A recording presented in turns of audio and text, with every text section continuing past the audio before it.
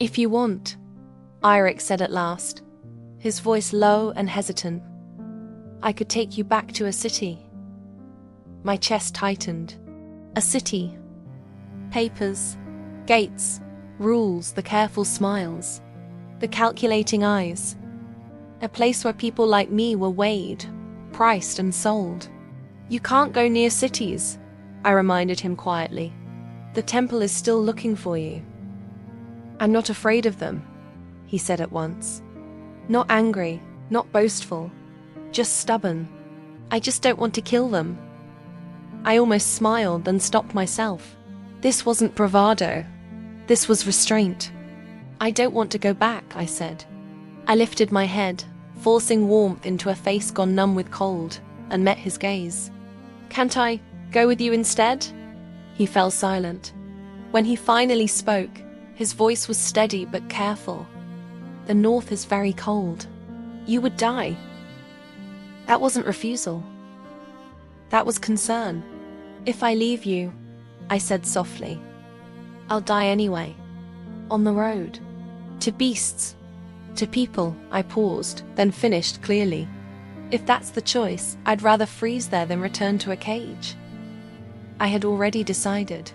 When I stepped closer and took his hand, his body went rigid for a heartbeat. "All right," he said at last. Then, as if catching himself, he straightened, voice turning firm, almost formal. "I will do my best to keep you alive." I smiled and squeezed his hand. "I'll do my best too." His home stood alone on the endless snowfield, a lighthouse of stone and iron, like a ship stranded in a white sea. When the heavy door closed behind us, the howling wind vanished. Silence settled. Dim.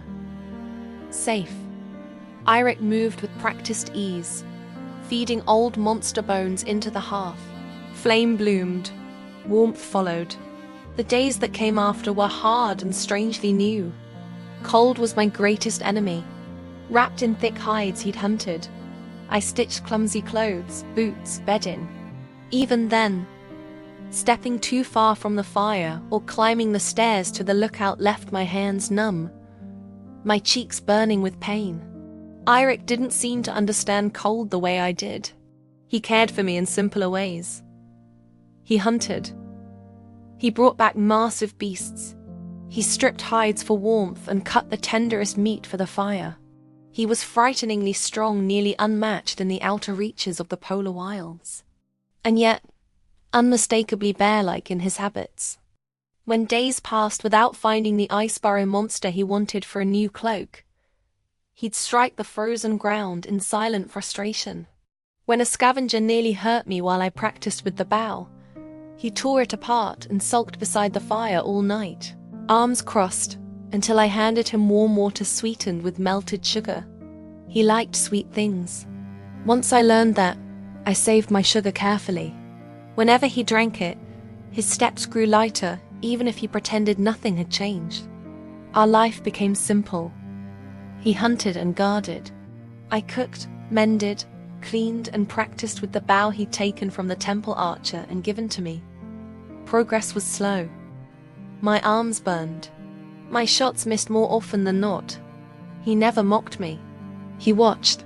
Sometimes corrected my stance, his advice rough, instinctive, but earnest.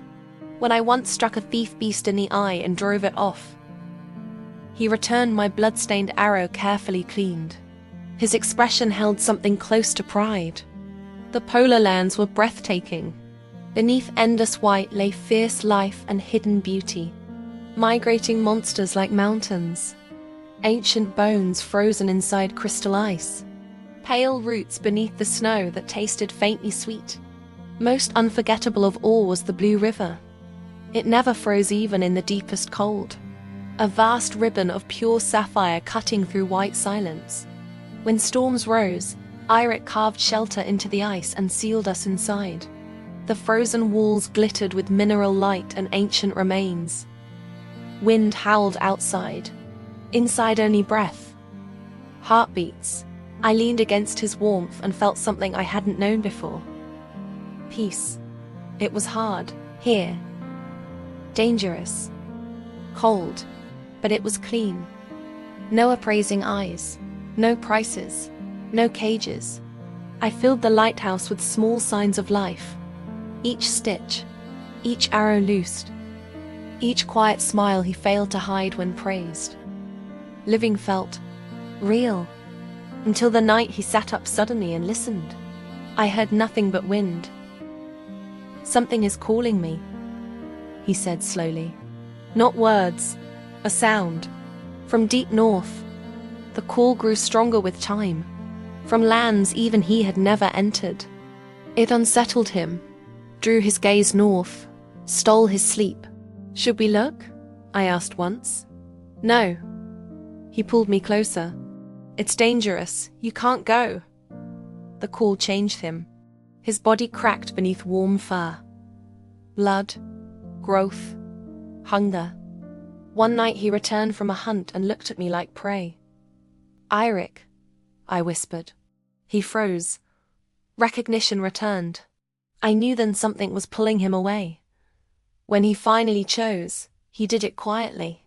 At dawn, he emptied my arrows and filled the quiver with coins, wrapped me in thick furs, lifted me into his arms, and turned back toward the road we came from. "You're taking me away?" I asked, gripping his fur. He didn't answer. "I'll take you back to the cities," Eirik said at last. His voice was low, restrained, and he quickened his pace, as if distance itself could solve the problem. "If I don't," he added quietly, "I'm afraid I'll hurt you." My heart clenched. "When you're better," I asked, forcing my voice steady, "will you come find me?" "Yes," he answered instantly, no hesitation. He walked me to the edge of human territory. Noise, smoke, crowds. He kept stopping, glancing back, slowing his steps, until finally, awkwardly, he turned and called out, "Lily." It was the first time he had ever said my name. "Before the tidal cycle ends," he said, "I'll come back. I'll show you the purple tide." "All right." And then he disappeared into the snowstorm. Being alone was worse than I expected. Questions, stares, hands that lingered too long. I sharpened myself again. One night, figures crept toward my fire. I hid, drew my bow. My arrow struck one man in the shoulder. They shouted, cursed, spread out, and then something fell from the dark like a meteor. Dull impacts, bones snapping, silence. Firelight revealed a familiar silhouette. The skull helm, cracked, breath unsteady. "Eirik!" I ran to him. He wrapped his arms around me. Hard. His body trembling. "Weren't you supposed to go deeper into the polar lands?" I asked. "Why did you come back?" He didn't answer. He hadn't gone far before the thought of me tightened like a wire in his chest. The call still echoed in his blood, but all he could see was every danger I might face alone. When he realized what he was doing, he was already running back. The man who had just killed without hesitation now stood before me, restless, silent, like something lost. Looking at the blood at his feet, every plan I'd made about independence dissolved. "Take me with you," I said. I lifted my face to him. "Let's go together.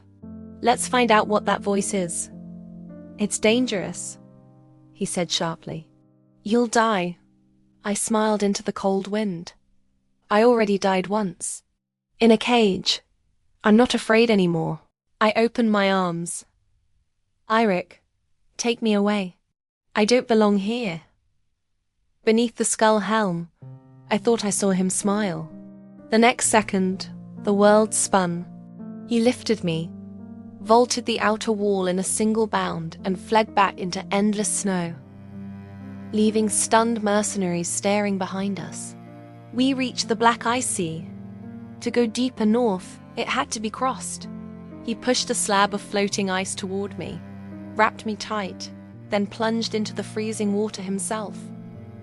Shoulder braced against the ice, forcing it forward. It was exhausting. even for him. I was a burden. But when he rested his chin on the ice edge, breathing hard, and I touched his nose, his eyes softened, strength returning. In a place that devoured willpower, I was his direction. The call still struck him. Once, when red chaos flared in his eyes, he slammed his own head into the ice beside him. The ice shattered. He vanished beneath the surface. My heart stopped. Long moments later, he emerged, water streaming, a silver-scaled creature clamped in his teeth. "There's fish here," he said around it. "Do you want some?" I laughed and cried at once, gripping his wet hair. "You scared me half to death. I wasn't always conscious." Once the cold finally won. I woke in his arms, his forehead pressed to mine, ears rigid listening to my heartbeat. I was a fragile flame in his hands, and his careful breathing kept me alive. We crossed ice and stars together, speaking quietly against infinite silence. At last, we reached the far side, a world of pure crystal ice, frozen movement, trapped time. Then life, white shapes moving like hills, polar bears, larger than Eirik, stronger, whole. He bristled at a curious cub. The elder barely glanced at us. "Hurry up," the great bear said. "Don't lag behind. I'm not last." The cub protested. When they passed, I whispered, "They can talk." Eirik looked at me. "So can I." And he was right. The final trial was the Emerald Lake. He wouldn't enter until I promised to wait. Only then did he step into the glowing green water and vanish. Time stretched. Fear hollowed me out. I dove in after him, and strong arms caught me from below. "Eirik!" He surfaced with me in his grasp. A fully human body. White hair plastered to dark skin. Sharp features clean and unmistakable. The furred ears were gone. Nothing remained but him. Dangerous. Beautiful. "Eirik?" I asked. "Yes." Then he pulled me close and rested his head against my stomach. The same familiar gesture. That was all I needed. He was still him. And we had arrived.